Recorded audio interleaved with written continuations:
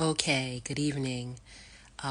This is the Composite. I am Deanne Battle. We are in season 3, and this is episode 17, I believe, or maybe 18, perhaps 18. I'll double check. Anywho, apologies in advance. The Wi-Fi is a little janky, so I had to push back the show a bit.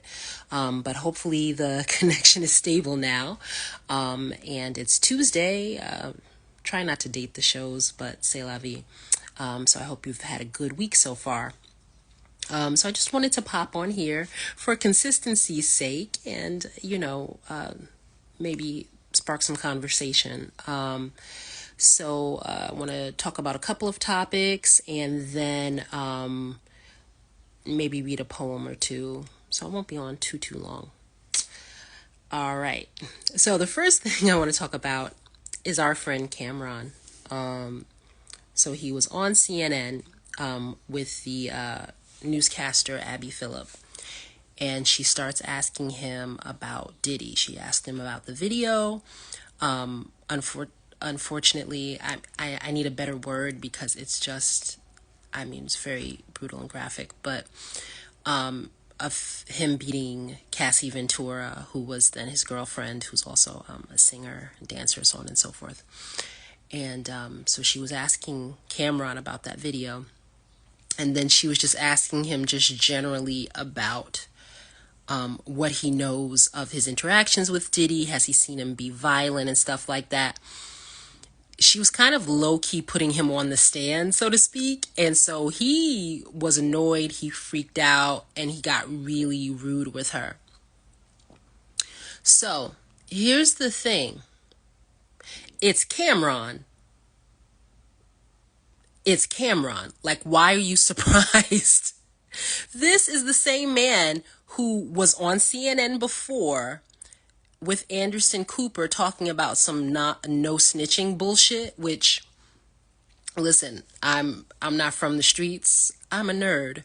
But I know that snitching only applies to people who have colluded somehow to commit a crime, right? So meaning that if we all were involved in something illegal, or if I was involved in something illegal and you knew about it and you didn't do anything beforehand, right? Like after the fact, you are a snitch, because at the end of the day, you either had prior involvement or prior knowledge. That is my understanding of the definition of the snitch. Cameron gets on CNN talking about like, people in the hood. I'm sorry, I'm forgetting the context, but essentially like in the hood, if you see, drive-bys or some type of, violence in the community, the reason why people don't say anything is because of no snitching. Those are civilians. Those people are not involved in anything. So if they call the cops, that's not snitching. That's being, trying to be at least a helpful citizen. Now, whether law enforcement will actually be helpful, we'll put a pin in that. We'll put that to the side.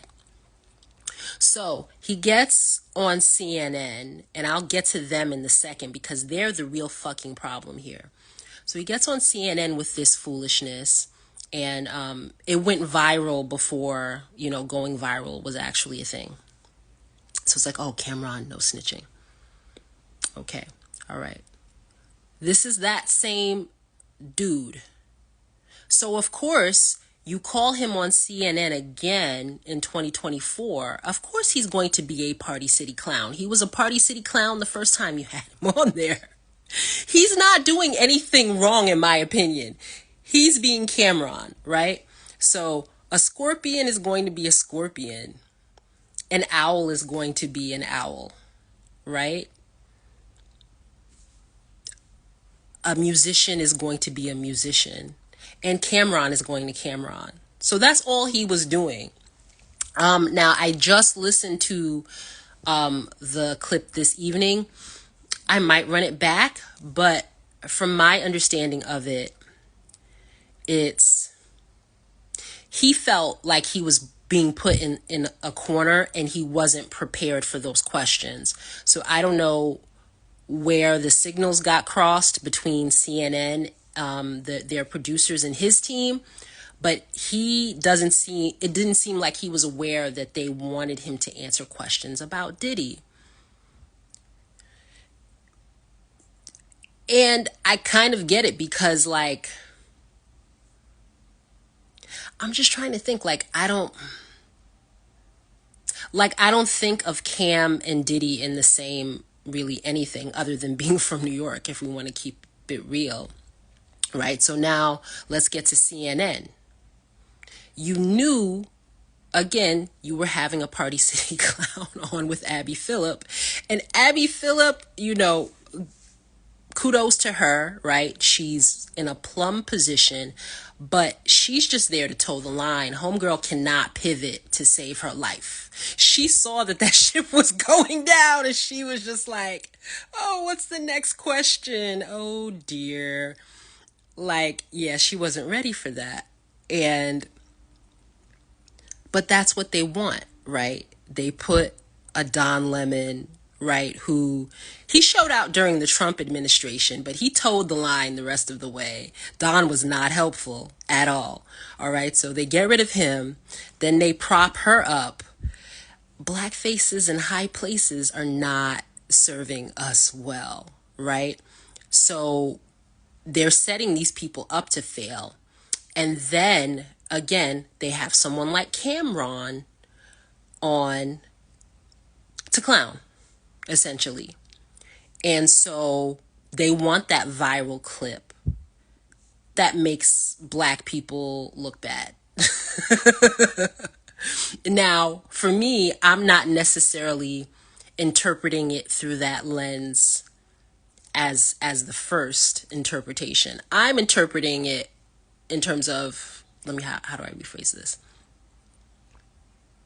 There is the Deanne response, which is, well, you knew it was Cameron. Why would you have Cameron? I mean, of all the people who can give you some insight into Diddy, that's who you have. I mean, there are people who have previous associations with him. Tiffany Red and, who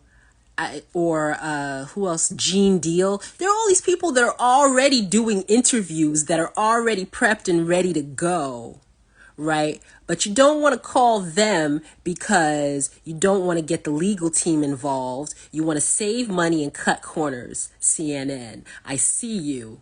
Okay, if you want to touch on this topic, get the people who actually have a relevant story to tell. I'm seeing now that one of Cassie's former stylists or hairstylists is now doing interviews. There's a woman on Twitter. I'm apologies for forgetting her name, but she was a former best friend of Kim Porter. She's talking. With all the people who are talking about Sean Diddy Combs, why would you have Cameron on CNN? This is just common sense. But they don't actually want information about what's happening. They want the spectacle. They want the viral clip, and that's what the fuck they got. So I don't pay for CNN. But if I did, I would call my cable company to really change the package. Because enough of this. The media, you're not even doing your job as the fourth estate as it is. You don't even do the bare minimum to have journalistic standards. And then now you got clown shit on. And you're pretending that it's news. It's not. It's not. It's a joke. And like I said, I'm not blaming Cam because no, he wasn't prepared to do that, right? And I mean, excuse me, my face is itching. If anything, that continues to show the reach that Diddy has, right? Because even with all of the allegations and the payoffs in the video and the audio, whatever that people have, people are still so scared. They don't want to be implicated in the situation. And so, listen, he wants to maintain, whatever status he has. I know he's got a podcast going and things like that. But he did have a point. Mace was right next to Puff.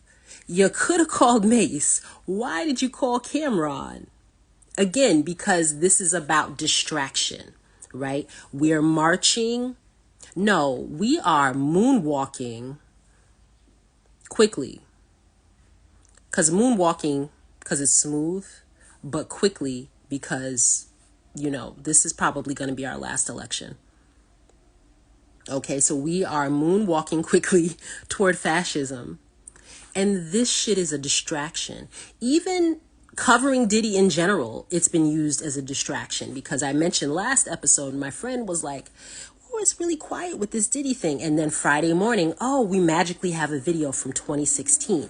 So they went from every day having Diddy updates to now they're parsing this shit out as they need to mask how horribly everything else in the world is going. So we're moonwalking quickly toward fascism, and then you want to have Cameron on for clown shit. I see you. It's not working. I'm not impressed. And I'm not going to get caught up in the conversation of, oh, well, how did Abby respond? How did Cameron respond? Stop using black people as mascots to camouflage the dumpster fire that's happening locally, nationally, and globally. It doesn't work. We see you, and it's just like it's not Abby's fault, right? Like she wasn't able to anticipate how Cameron would respond, but just like I've seen her do this before, on the Sunday morning show that they gave her, that they took away from John, what's his face, and she just gets this like kind of she's controls it better now though. I'll give her credit, but she's this deer in the headlight thing, and her neck kind of goes back a bit, like you can tell she's shooketh, and it's like, okay, gotta maybe take an improv class or something and learn how to pivot. What would have been interesting? I don't like Gayle King, but if she had have interviewed Cameron, that would have still been a messy spectacle, but at least he would have had a scene partner, right? Like they could have played off of each other. She would have had one or two in there. I'm thinking about back to when she interviewed R. Kelly. But yeah, Cameron doesn't want to be the poster boy for the industry turning on Puff. I mean, I don't blame him. He blew up J. Cole's car. I'm still not over that shit. He blew up a fucking car. So yeah, Cam is like, peace. It's just, I was talking to a friend who was having a little bit of a challenging time at work. And we were just talking about like the general malaise, if you will, of people around us. And it's just, things are disintegrating. It's really, really bad, in terms of there's not a baseline of rules of engagement in terms of general society anymore. And, you see it in the media conduct. But yeah, somebody's signals got crossed in terms of his expectations or in terms of CNN's expectations, something. But it's just, and then there was separately, this doesn't have anything directly to do with CNN other than the fact that Piers Morgan used to work there. But he had a black woman on, and she had on a neck brace, and she had on talcum powder and a pair of crutches or something. I was immediately triggered because it felt like British minstrelsy. Like, it felt like he was tapping into American minstrel shows and then showing it like on his side of the pond. So I only watched 15 seconds of it, but I was like, if I watch this whole clip, I'm gonna scream. And it's not, the offense for me is not the actual words or the actual image, because these are tired tropes, and they're not new, right? But it's the fact that you're like, yeah, I'm just gonna do this, right? I'm just going to have Cameron on here looking foolish, because what is your black ass gonna do about it? Not nothing. That is the part that gets me angry, because it's just, you keep pushing and you keep pushing, and I'm not supposed to do anything. I'm just supposed to sit here and take it, and supposed to sit here and swallow it, which is why I'm saying, if I had CNN in a cable package, I'd cancel it. I would have canceled it like forever ago, but yeah, definitely now.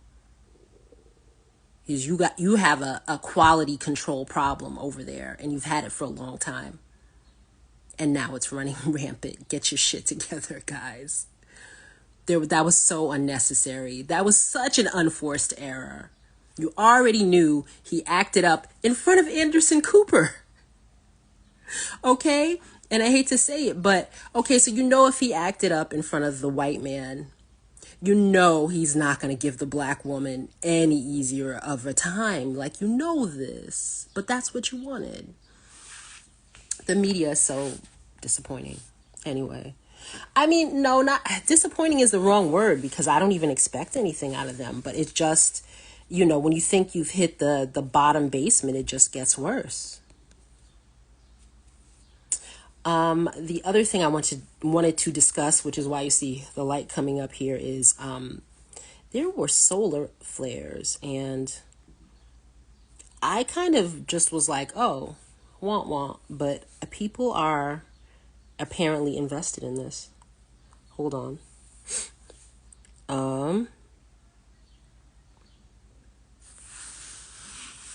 I'm just seeing of the articles that I pulled up which one I want to check out here. So what I'm interested in is, what does it actually mean in terms of, energy, electricity, so on and so forth. But I'm also interested in, hey pups, the astrological interpretations, because, there are apparently things to think about there as well. Oh, my dog. Hey, sweetie. You have food. And I took you outside. She low-key just burped in my face. Gross. And the article's not loading.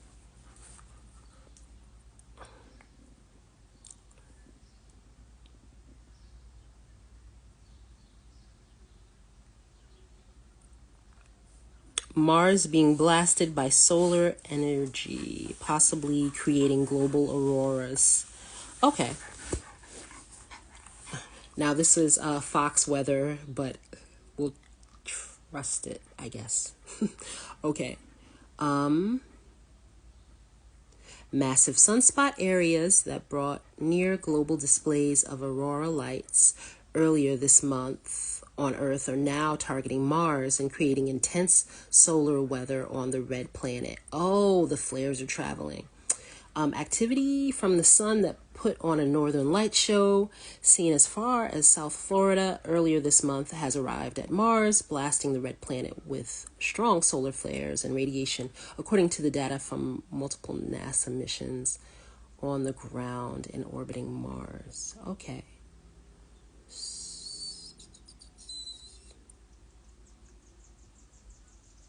Oh, wow. Look this up, folks. Oh, this is remarkable. It looks really gorgeous and dangerous. Okay. Now, let me look up the astrological significance. Solar flares. Just because, a couple of the podcasters that I follow were on YouTube started bringing it up.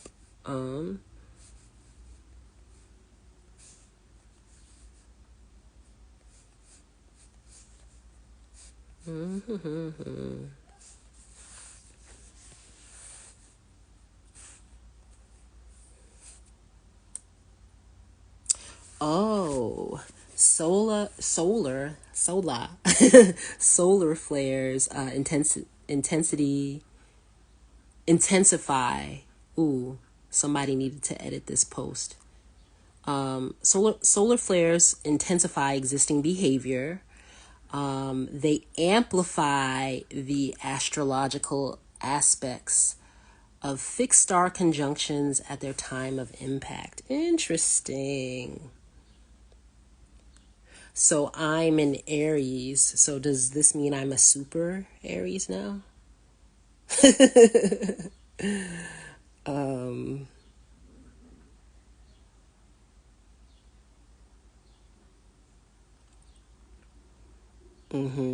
They impact, yeah, the radio communication, electric power grids, so on and so forth.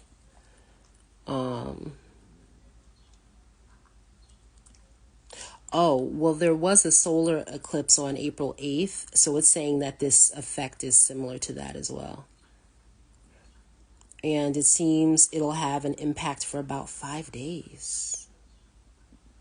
And it tends toward negative energy. I really haven't wanted to go outside in the last couple of days. But I don't know if I attribute that to this or just my general misanthropic nature. Which, by the way, I wasn't going to talk about this, but what is... I have a dog. I clean up after her. She's on a leash. But at this point in this apartment complex, there are so many people that have a dog phobia. It's like damn near impossible to walk her because around every corner, it's like, why would you live in an apartment complex that allows animals if you are afraid of animals? I'm not the culprit here. I'm literally just walking my dog. And now it's like every time I go outside, people are just jumping and it's scaring the shit out of me because, again, I'm just walking my dog and I've stopped. I don't have my earbuds in or anything. I don't even have my phone. It's just me and the dog outside, and we can't even have peace and quiet like on the little grassy knoll next to the apartment complex. It's just society is really out of control. If you're that severely afraid of dogs that even the sight of dogs causes you to yell and scream and jump, why are you living next door to me? So you can harass me about my animal that I paid an extra deposit to have here with me? I just make it make sense. Just can we for once do something that makes sense? It just is not happening. It's a struggle. Oh well. All right. So we spoke about our buddy Killer Cam and solar flares. Let me find one poem and then I am going to go about my business.